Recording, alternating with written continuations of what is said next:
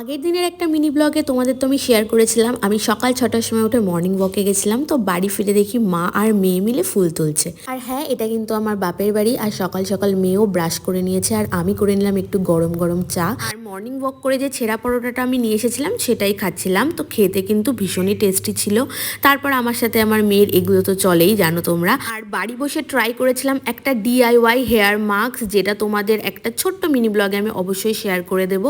So ভীষণই কিন্তু এটা চুলের জন্য হেল্পফুল। আর তারপর আমার একটু লেট হয়ে গেছিলো স্নান করতে। আর এটা ছিল আজকের দুপুরবেলার লাঞ্চ, পোলাও আর চিকেন কষা। তারপর সন্ধ্যাবেলায় চলে গেলাম ভাইয়ের জুতো পরে একটু বাজারে। চলে গেছিলাম ভিমার্ট শপিং মলে শীতের কালেকশন দেখার জন্য। আর ঢুকেই দেখি এই কিউট কিউট বাচ্চাদের মোজাগুলো। ঢুকেই আমার একটা পিঙ্ক কালারের সোয়েটার পছন্দ হয়ে গেছিল। তো আমি কি নিয়েছিলাম আর কি কি ট্রায়াল দিয়েছিলাম সেটা তোমাদের আরেকটি মিনি ব্লগে শেয়ার করে দেবো।